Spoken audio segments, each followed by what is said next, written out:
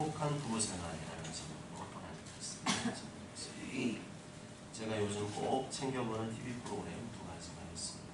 하나는 인간극장이고 하나는 강철입니다. 뭐라고요? 인간극장하고 강철입니다. 이 두 프로그램의 공통점이 있다는 것은 가상으로 꾸며낸 이야기가 아니라 실화라는 사실입니다. 실화이기 때문에 피부에 와닿는 것 같습니다.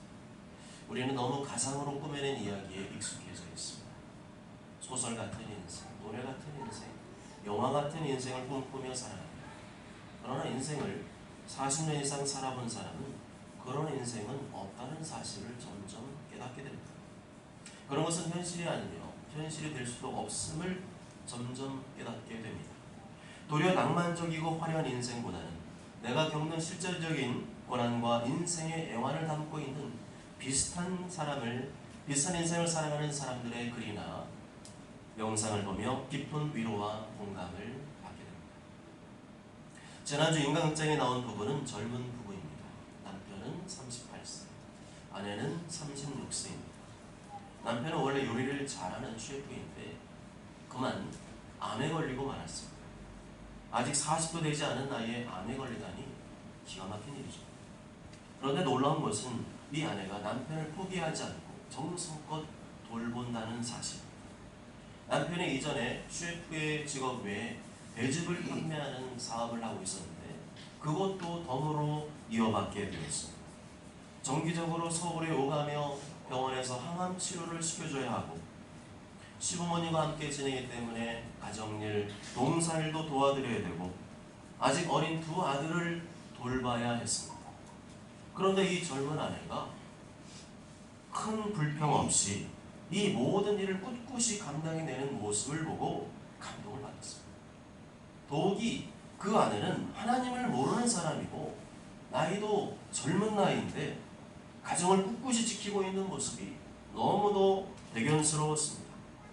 저는 이것을 보면서 이것이 결혼이다.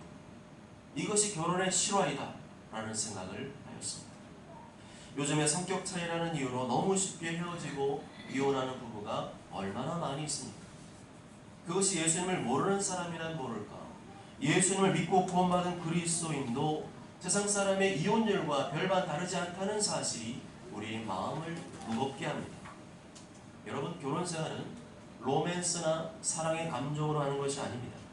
그런 식으로 결혼생활이나 부부생활을 묘사하는 것은 바람직하지 않습니다. 그리고 그런 생활은 성경이 말하는 결혼생활도 아닙니다. 처음에 결혼생활은 로맨스로 할 수 있습니다. 서로를 향한 사랑의 감정과 연애 기분으로 할 수 있습니다. 그러나 그것이 얼마나 갈까요? 함께 살면서 서로의 약점과 단점이 크게 보이기 시작하는데 그게 가능할까요? 하나님께서는 사람을 그렇게 만드시지 않았습니다. 그러한 부부생활, 그러한 결혼생활을 디자인하시지 않았습니다. 모든 사람은 다 죄인이고 완벽하지 않기 때문에 반드시 결혼생활을 하면 할수록 문제와 갈등을 겪을 수밖에 없습니다. 그래서 우리는 영화나 TV 프로그램이 말해주는 그럴듯한 스토리에 속지 말아야 됩니다. 인간이 지어내고 꾸며낸 이 드라마나 영화를 즐겨보지 말아야 합니다.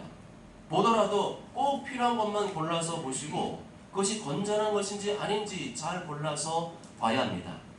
만일에 이미 결혼한 지 수년이 지나고 수십 년이 지났는데도 여전히 연애 시절의 감정만을 바라며 살아가는 부부가 있다면 제가 볼 때는 서로의 솔직한 감정을 숨긴 채 가면만을 쓰고 살아가는 안 그런 척하고 가면만을 쓰고 살아가는 부부라고 생각합니다. 속은 부글부글 끓고 있는데 겉으로만 안 그런 척하고 로맨틱하게 살아간다면 그것이 정상적인 부부생활이라고 할 수가 있겠습니까? 그것이 행복한 결혼생활이라고 할 수 있겠습니까? 가면 쓰고 사는 것 자체가 얼마나 스트레스인데 부부지간에도 그렇게 살아간다면 그것만큼 스트레스가 되고 그것만큼 무거운 짐이 되는 일도 없을 것입니다.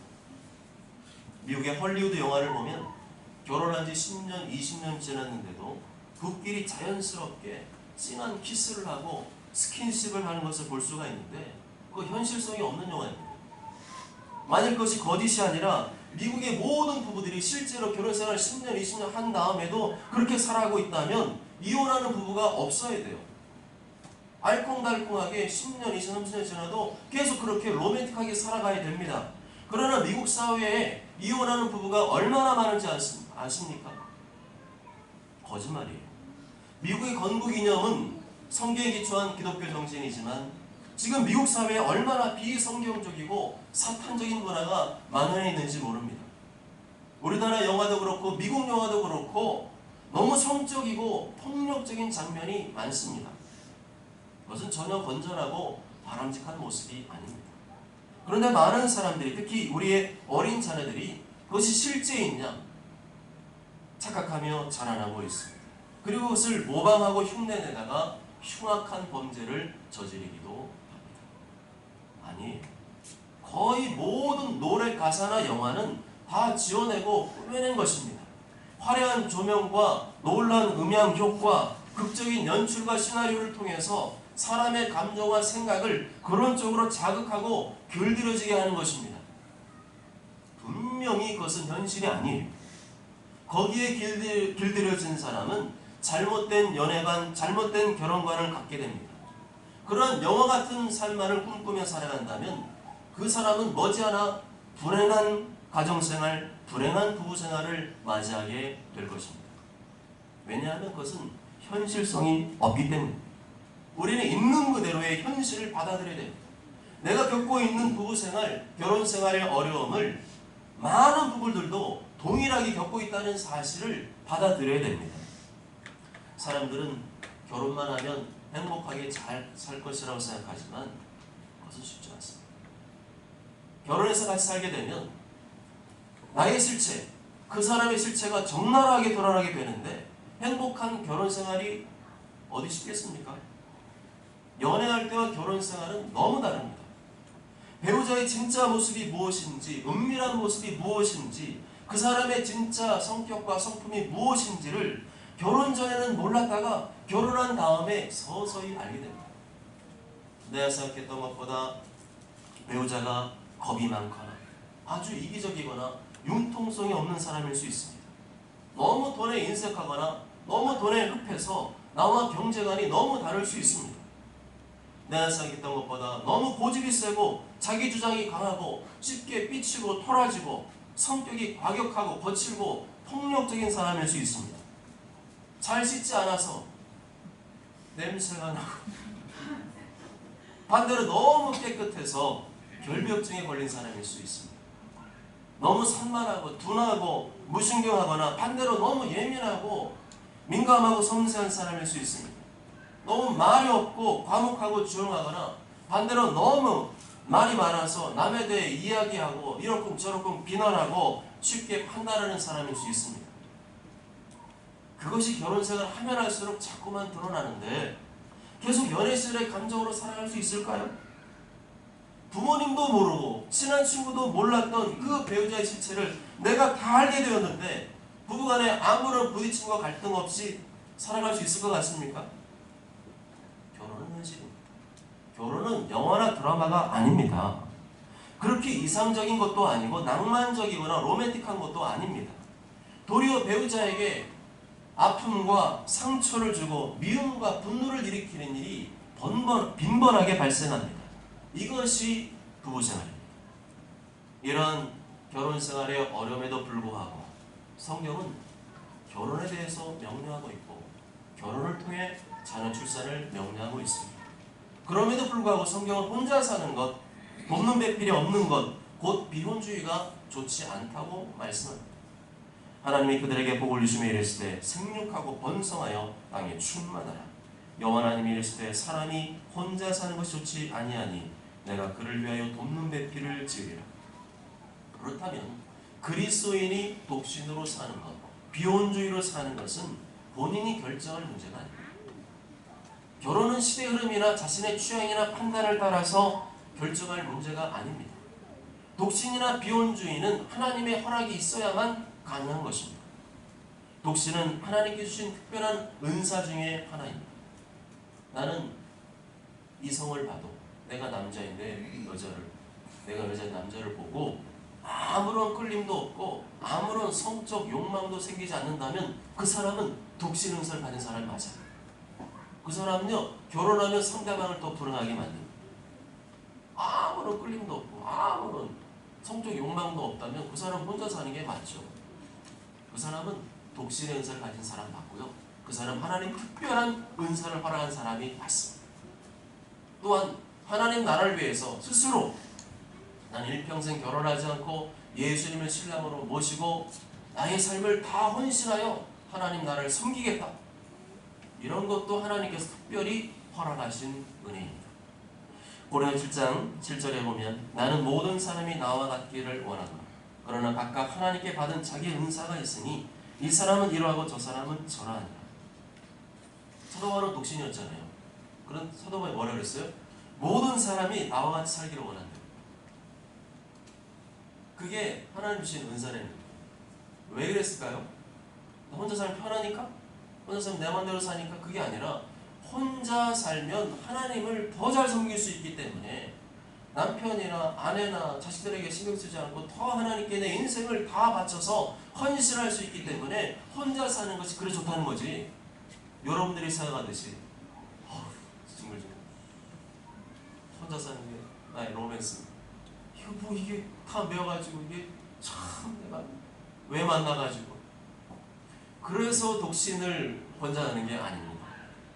각각 하나님께 받은 자기 은사가 있는데 그건 사람마다 다르다는 거예요. 하나님 그런 독신의 은사를 뭐 남자를 봐도 여자를 봐도 아무런 뭐 끌림도 없고 감동도 없는 그런 사람 외에는 그런 은사는 없다고 보셔야 된다는 겁니다.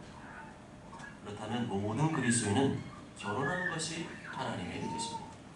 하나님의 자녀가 하나님 자녀와 만나 믿음의 가정을 이루어 자녀를 출산하고 그 자녀를 경건한 자녀로 양육하여 대대로 하나님 나라와 교회를 섬기게 하는 것이 하나님의 뜻입니다.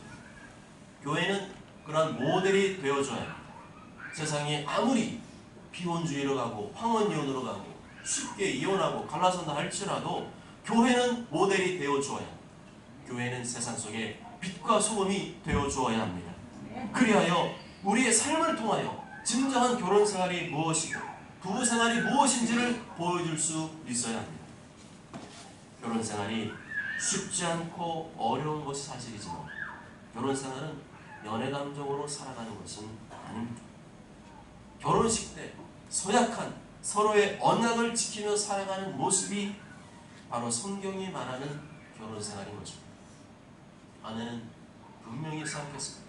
일평생 이 남편에게 순종하겠다고 생각을 했습니다. 남편은 아내에게 생각했습니다. 일평생 아내만을 사랑하겠다고 생각했습니다. 그렇다면 결혼을 살아보니까 배우자에게 문제가 많고 흠이 많고 마음에 안 들고 그럼 어떻게 해야 되겠습니까? 결혼 서약을 지켜야 되는 거예요. 특히 그리스도인의 결혼식은 예식이 아닙니다. 어떤 목사님들은 결혼 예배라고 하면 안 되고 결혼 예식이라고 해야 된다고 그러는데 잘못된 거예요. 하나님 앞에서 결혼 예배를 드리는 겁니다. 하나님 앞에서 주례 목사님의 설교 말씀을 들으며 아내는 남편에게 순종하겠다. 남편은 아내를 사랑하겠다 생각했습니다. 이 결혼 서약은 사람에게 한 것이 아니라 하나님께 한 것인 줄 믿습니다. 그런데 여기서 한 가지 궁금한 것은 왜 결혼식 때마다 이 서약을 시키는가? 왜 똑같은 내용으로 다른 안 믿는 사람들은 모르겠지만 결혼 예배 때마다 주례 목사님이 반드시 이 부분에 대해서 서약을 시키는가? 그것은 앞으로의 결혼 생활이 그리 순탄하지 않을 것을 예고하는 것입니다. 그때의 결혼 서약이 일평생 결혼 생활의 울타리가 되어줄 것이라는 것입니다. 하나님께서 성숙한 배우자를 만드시기 위해서는 시간이 필요합니다. 결혼했다 그래서 서로가 성숙한 사람일까요? 아니죠. 아직 다듬어지지 않은 그대로 젊고 활력 있고 열정 있지만 다듬어지지는 않았습니다. 그렇기 때문에 진정으로 서로의 약점과 단점을 이해하고 덮어주는 부부가 될 때까지는 이 안전한 울타리가 있어요. 울타리가 없으면 그냥 막 뛰쳐나가죠. 이 안전한 울타리가 뭐냐? 바로 결혼사역이라는 것입니다. 고대 그리스의 시인 호메로스의 오디세이라는 글을 보면 저는 유식한 건 잘 인용 안 하는데 너무 감동이 와서 오디세이가 트로이 전쟁에 승리를 하고 돌아오는 길에 사이렌이라는 섬을 지나게 되었습니다. 섬 이름이 뭐라고요? 사이렌. 여기서 한번 유래한 것 같아요. 그 사이렌 섬에서는요, 우리가 생각하는 위요 위요 이런 소리가 아니라 아름다운 여인의 노래소리가 들려오는데, 선원들이 그 소리를 듣기만 하면 완전히 정신이 혼미해져서 자기도 모르게 물속에 막 빠져서 죽음을 맞이하게 된다는 전설이 있었어요. 오디세이는 이 전설이 사실은 이 사이렌 섬을 반드시 지나가야 되는데 어떻게 하면 좋을까 고민하던 끝에 선원들의 귀를 밀랍으로 틀어막고 자신을 돛대에 묶으라고 명령을 했습니다. 밀랍이란 벌집을 만들기 위해서 꿀벌이 분비하는 그 물질을 말하는데, 그거를 이런 일반 냉장고 말고 상온에다가 놔두면 이게 서서히 굳어가는 성질을 가진 물질을 말합니다. 그러다가 딱 꼽고 자기는 단단하게 묶어두고, 그래서 그뿐만 아니라 사이렌 섬을 지나갈 때 자신이 무슨 명령을 내려도 계속 앞으로만 전진을 해요. 계속 힘있게 앞으로만 노를 저러 가라 이렇게 명령을 내렸습니다. 선원들이 오디세이 장군의 명령인 그대로 오디세이 장군을 돛대에다가 꽁꽁 묶어버렸어요. 그러다가 드디어 이 사이렌 섬을 지나게 되었습니다. 아니나 다를까 사이렌 섬을 지나고 있는데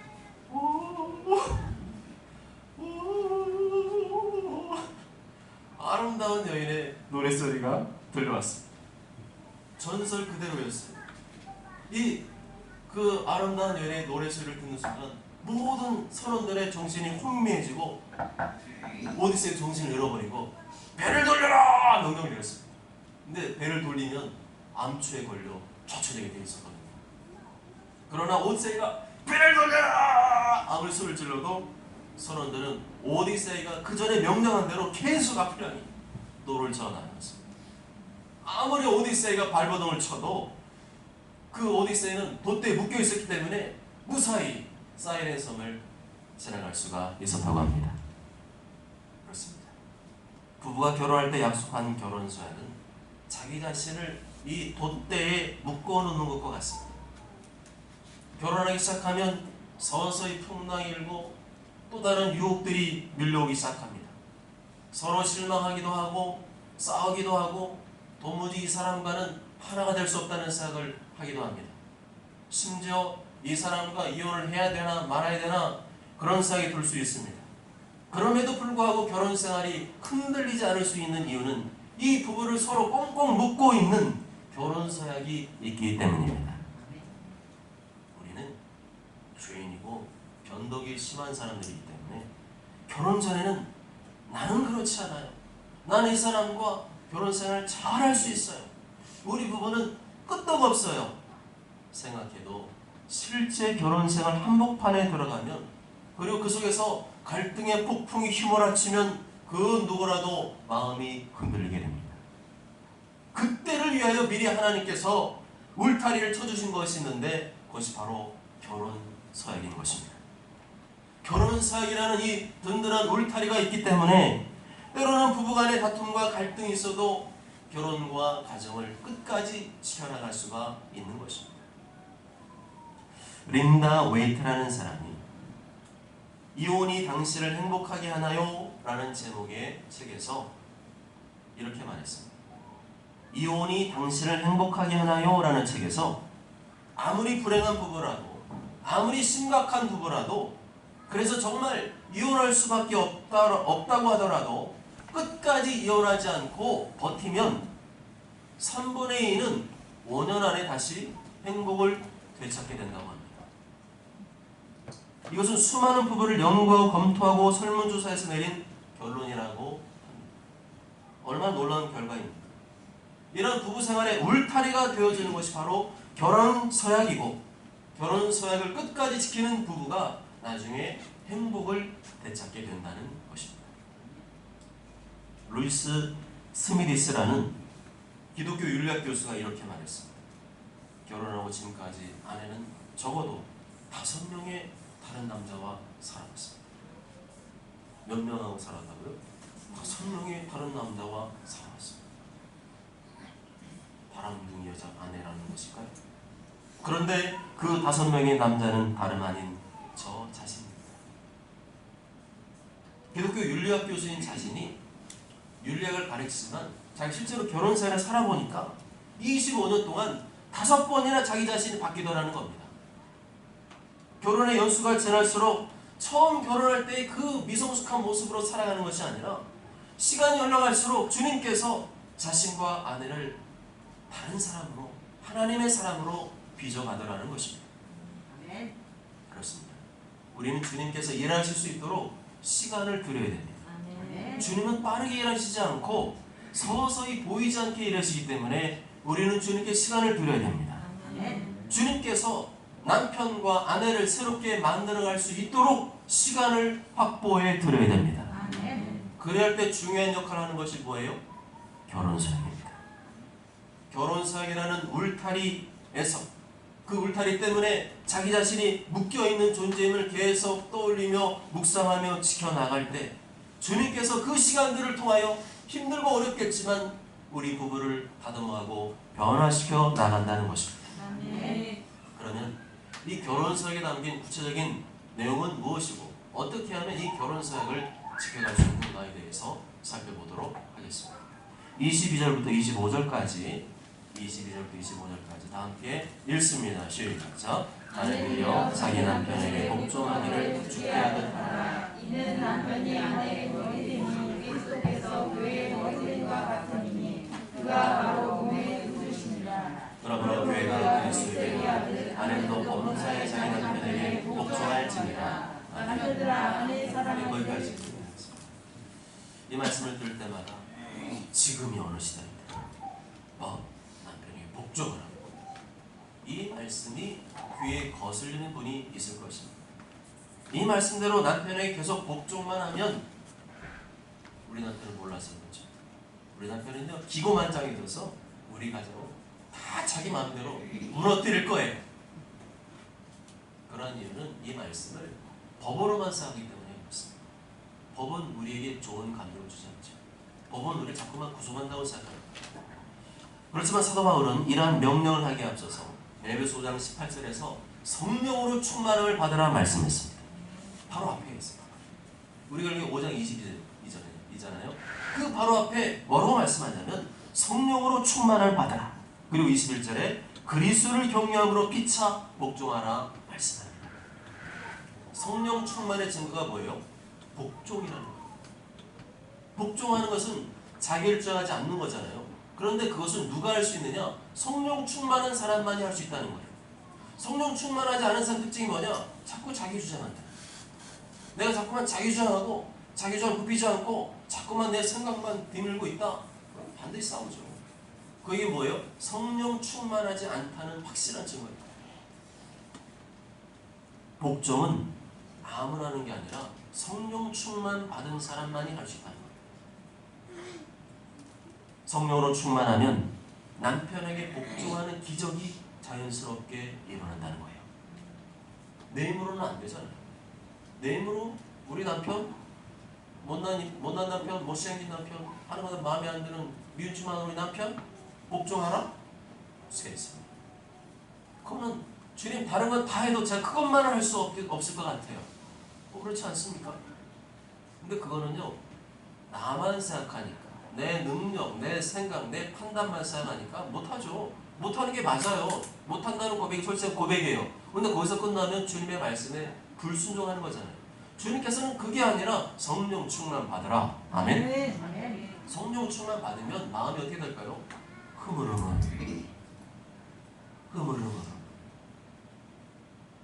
흐물흐물해지면 복종이 될까 안 될까요?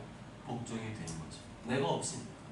내가 없는 사람 흐물흐물하잖아요. 내가 없는 사람은 주님 말씀이라면 아멘. 그 못생긴 남편, 그 못난 남편, 그 못된 남편, 미워 죽겠는 그 남편. 그렇지만 성충만은 어떻게 돼요? 그 사이에 사라지고 아이고 저 사는 거 보니 불쌍하구나. 어제도 하루 종일 고단하게 일하고 들어와서 저렇게 코 골고 사는 모습이 참 딱하다. 당신의 인생은 딱하다. 게다가 당신은 예수님까지 안 믿으니 참으로 불쌍할 노릇이다. 그런 마음이 안 들겠어요? 이 성령 충만 그만 확 들어와서요 어떻게 할까요? 안타깝고 안쓰럽고 측은한 마음이 확 들어와요. 그럼 어떻게 될까요? 남편이 뭐라고 막 해도 어떻게 돼요? 알았어. 내가 그렇게 할게. 네. 좋아요. 내가 해볼게요. 근데 사실 남편이 하는 말이요, 이게 죄짓고 못된 길로 하는 말은 하나도 없어요. 다 맞는 말이에요. 근데 그대로 내가 하고 싶지 않아서 하는 거잖아요.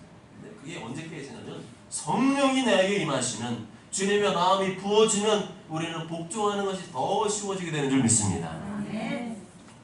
베드로전서 3장 1절과 2절에 보면 신자인 아내가 불신자인 남편에게도 순종하라고 명령합니다. 이때는 초대교회이기 때문에 둘 다 불신자였다가 먼저 한쪽이 예수님 믿게 되는 경우가 생기잖아요. 그러면 가정 안에 무슨 일이 벌어지냐면 하나는 신자, 하나는 불신자, 이런 가정들이 많았던 거죠. 그런데 문제가 뭐냐면 불신자인 남편에게도 순종하라 명령을 합니다. 아내들아, 이와 같이 자기 남편에게 순종하라. 이는 혹 말씀을 순종하지 않는 자라도 말로 말미암지 않고 그 아내의 행실로 말미암아 구원을 받게 하려 함이니 너희 두려워하며 정결한 행실을 범이라. 성령 충만 받고 예수님의 사랑을 진하게 느끼게 되면 사람이 조심하게 됩니다. 말도 조심하게 되고 행동도 조심하게 됩니다.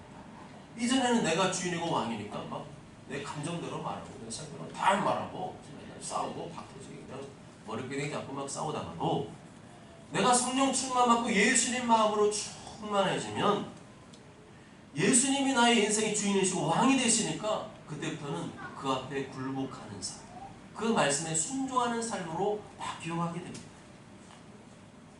그렇게 살아간다면 그런 마음을 가진 아내의 모습이 삶으로 드러날까요? 안 드러날까요? 반드시 드러나죠. 항상 말도 조심하고 행동도 조심하는 그 정결한 행실을 불신 남편이 보게 됩니다. 그런 아내의 정결한 모습을 통해 불신 남편이 주님을 보게 됩니다.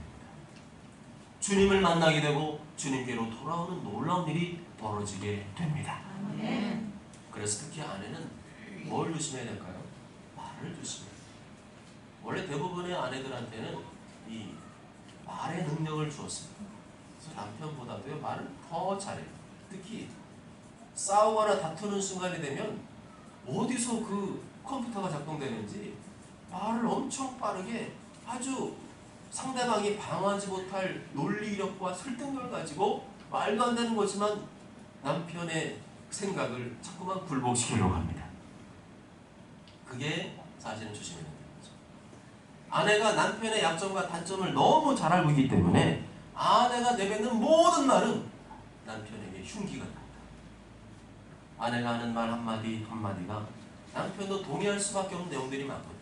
그런데 그것을 자꾸만 퍼버내면 그건 찌르는 칼이 돼서 견딜 수 없는 남편에게 고통이 됩니다. 그래서 아내가 뭐라고 하면 그다음부터는 이제 처음에 1년은 사랑하니까, 우리 사랑하니까, 우리 분위기 좋은 데 가서 우리 풀자. 그런데 그게 3년, 4년, 5년, 10년, 20년 되면 그게 되냐고요. 그렇게 되면 아내가 또 전국을 팍팍팍 찌르면 그때는 남편이 덜 화를 내는 거죠. 아내의 말이 남편에게 상처가 됩니다. 아내가 너무 섬세하게 남편의 약점, 단점을 꼬집어내서 막 말하면 남편은 그게 상처가 되고 고통이 됩니다. 그러니까 상처받은 영혼이 버럭 화를 내는 거죠. 그렇게 남편을 향해 잔소리하기 좋아하고 비판하기 좋아하던 아내가 예수님을 바라보기 시작하면 예수님께서 아내의 마음을 평안화시켜 주시기 시작합니다. 남편을 칭찬해주고 인정해주고 세워주고 싶은 마음이 생겨나기 시작합니다. 주님께서 그 마음을 주시는 거죠. 남편들은 칭찬을 좋아하는 거 아세요? 그걸 모르고 있다면 그 부인의 결혼 생활은 굉장히 힘들고 어려울 거예요. 남편은 제일 좋아하는 건 칭찬입니다. 그런데 다른 사람이 남편을 칭찬해줘도 남편이 좋아하지만 그 정도 가지고는 남편이 행복해하지는 않습니다. 그런데 나의 약점, 단점을 잘 알고 있는 아내가 남편을 칭찬하게 되면 얘기가 달라져요. 다른 사람 칭찬할 때는 그냥 입 바른 소리 들을 수 있지만 나의 모든 단점, 약점을 가진 아내가 나를 칭찬해주기 시작하면 남편은 기분이 하늘을 날 듯이 좋아지게 됩니다. 이렇게 아내로부터 인정과 높임을 받게 되면 남편의 마음속에는 뜨거운 열정이 생기고 뜨거운 확신이 생겨납니다. 아내에게 더 잘해주고 싶은 마음이 생겨납니다. 그래서 아내를 향해 남편에게 죽게 하듯 복종하라고 명령을 내리십니다. 사실은 남편을 죽게 하듯 높여주고 세워주고 복종하면 그 열매가 누구한테 돌아와요? 자기 자신에게 돌아오는 거예요. 19세기 최고의 화가 중에 폴 세자느라고 하는 사람이 있습니다. 이 사람은 성격이 굉장히 괴팍하고 난폭한 사람이었습니다. 무명시절에는 작품을 그리다가 마음대로 그리지 않으면 에이! 그리던 그 화폭을 갖다가 구겨가지고 바닥에 내동댕이 쳐버렸습니다. 그런데 그때마다 이 아내가 남편 세자느가 그린 그 구겨진 그림을 정성스럽게 다시 쫙 펴서 화폭에다가 올려놓았습니다. 성질이 났다가 마음이 좀 가라앉아서 돌아와 보면 세잔느는 화폭에 다시 펴져 있는 그림을 발견했습니다. 그리고 다시 그 위에다가 그림을 그렸습니다. 이 폴 세잔느의 유명한 작품 중에 대부분의 작품들이 이렇게 아내의 도움으로 만들어진 작품이라고 합니다. 남자들에게는 이런 아내가 필요합니다. 이런 아내를 갈구합니다. 무시당하고 원하는 대로 일이 안 되고 사람들이 비난하고 지적하고 멸시를 당해도 끝까지 남편의 지지자가 되어주고 남편의 용기를 북돋워주고 남편을 지지해주는 아내 말입니다. 그 일을 하라고 하나님께서 남편의 돕는 배필로 여자를 지어준 것입니다. 아내가 정말로 남편을 돕고 싶다면 말을 잘해야 돼요. 남편의 장점은 남편에게 직접 들리게 크게 말해주고, 오 우리 남편 어우 최고야, 우리 남편 이런 것도 도와주고 세상에 이런 남편 없을 거야, 뭘 따라 웬일로 볶음밥을 해주네, 남편의 중에 난 제일 맛있더라. 남편이 어떻게 될까요? 어깨 뽕이 들어. 그래? 다음에 또 해줄게. 반대로 잔소리하고 싶은 남편의 단점은 절대 입 다무시고 하나님께 말씀을 들어야 돼요. 하나님 아버지, 이 남편이 너무 속을 새겨요. 너무 말도 안 듣고 양말도 제발 좀 세탁기에다가 그 빨래통에 넣으라 그래도 안 넣고 다 벗어놓고 맨날 내가 하라는 거 이 정도 할 수 있는 이것도 안 하고 정말 답답해 미치겠어요. 그 일을 남편에게 하지 말고 누구한테 하라고요? 하나님께. 남편을 비난하고 지적하는 말은 가능하면 하지 말고 하나님과 대화하면서 하나님께 풀어야 됩니다. 그러면 남편은 자연스럽게 누구를 사랑해야 될까요? 아내를 사랑해야 됩니다. 화를 내는 남편도 이제는 부드러운 남편으로 바뀌게 될 줄로 믿습니다. 이번에는 반대로 남편들에게 주시는 말씀을 함께 살펴보도록 하겠습니다. 25절, 28절, 29절 다 함께 읽습니다. 시작. 남편들아 아내 사랑하기를 그리스도께서 너희를 사랑하시고 교회를 위하여 자신의 수신같이 하라. 이는 곧 물로 씻어 말씀하게 하사 28절이요.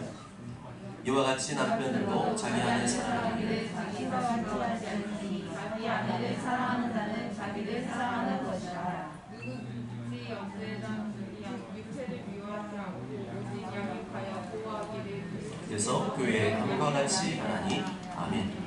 예수님의 사랑은 무엇일까요? 예수님께서 누구를 위해 십자가를 지었나요? 사랑스러운 사람, 예수님 잘 믿는 사람, 하는 뜻대로 사는 사람을 위해서 죽으셨나요? 아닙니다. 예수님께서는 지옥에 갈 수밖에 없는 사람을 대신하여서 십자가에 피 흘려 죽으셨습니다. 이러한 사랑으로 아내를 사랑하라는 것입니다. 아내를 사랑하는 것은 아내가 사랑스럽고 마음에 드니까 사랑하는 것이 아닙니다. 아내가 너무 마음에 들지 않고 큰 잘못을 했다고 하더라도 그 죄를 남편이 대신 지는 것입니다. 그게 바로 예수님의 모습이죠. 결혼하게 되면 남편들은 그제서야 깨닫게 됩니다. 이 세상에 항상 사랑스럽기만 여자는 없다는 사실을 알게 됩니다. 이것이 아내의 두려움이기도 하죠. 아내가 연애하고 데이트할 때는 거의 완벽하게 자신의 모습을 감추고 살아갑니다. 엄청 내숭을 떨고 엄청 자기는 여성스러운 사람인 것처럼 어머 이게 뭐야, 이 벌레 저리 가. 그런데 결혼하고 나면 나의 진짜 모습을 알고도 여전히 나를 사랑해 줄까? 화장을 지은 나의 실체를 보고도 여전히 나를 사랑할까? 적나라하게 드러나는 나의 이 굴곡진 몸매를 여전히 나를 보고도 사랑해 줄까?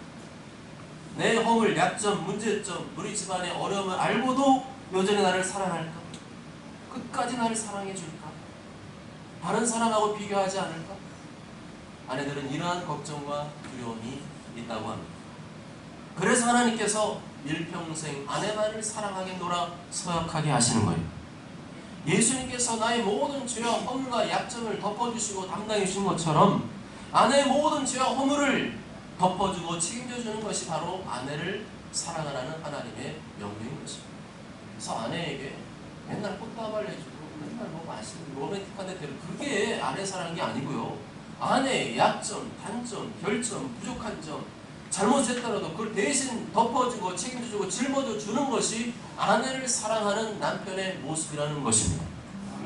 우리가 얼마나 세상에 잘못된 그 로맨스 사랑의 가치관에 물든지를 우리가 알 수 있는 거예요. 꽃다발 그거 안 받아도요. 뭐 아내 입장에 죄송합니다. 제 생각이 그렇다는 거예요. 꽃다발 안 받아도 남편의 나의 역점, 단점, 결점을 덮어주고 사랑해주고 이해해주고 그 잘못이 죄가 있어도 마치 자기가 잘못한 것처럼 대신 변해주고 짊어져 줄 때 아내는 남편의 진정한 사랑을 느끼게 되는 것입니다. 만약 내 딸이 큰 잘못을 저질러서 안절부절하고 있으면 어떤 아버지가 가만히 있겠어요? 당장에 우리 딸 있는 대로 달려가겠죠. 그리고는 뭐 어쩔 줄 몰라는 자기 딸을 자기 뒤에 감추고 이렇게 말할 것입니다. 제가 이 아이의 아버지입니다. 제가 다 책임지겠습니다. 이 아이한테는 아무 말도 하지 말아 주십시오. 이것이 남편이 아내를 사랑하는 방법이라는 것입니다. 아내는 남편과 한 몸입니다. 아내가 혹시 잘못한 일이 있어도 남편은 아내와 한 몸이라는 사실을 기억하고 아내를 비난하지 말아요. 아내가 잘못했어도 네가 맨날 하는 게 그렇지 이러면 안 된다는 거예요. 아내가 잘못하고 아내가 죄를 지었어도 그것을 대신해서 같이 벌받고 같이 책임지는 태도를 지켜야 된다는 것입니다. 또한 남편은 아내 외에 다른 여자에게서 기쁨을 얻으려고 해서는 안 됩니다. 그것은 바보 같은 짓이에요. 외도와 분류는 자기와 한 몸인 아내를 가장 불안하게 만드는 일이고 자기 자신도 불안하게 만드는 일. 그것은 반대의 경우도 마찬가지입니다. 왜냐하면 하나님께서 남편과 아내를 죽을 때까지 한 몸으로 엮어놓았기 때문입니다. 사랑하는 여러분, 디트리 보네포 목사님은 이렇게 말했습니다. 사랑이 결혼을 지켜주는 것이 아니라 결혼이 사랑을 지켜주는 것입니다. 뭐라고요? 사랑이 결혼을 지켜주는 것이 아니라 결혼이 사랑을 지켜주는 것이다. 많은 젊은 사람들이 사랑이 식어지면 헤어지고 이혼해야 된다고 생각합니다.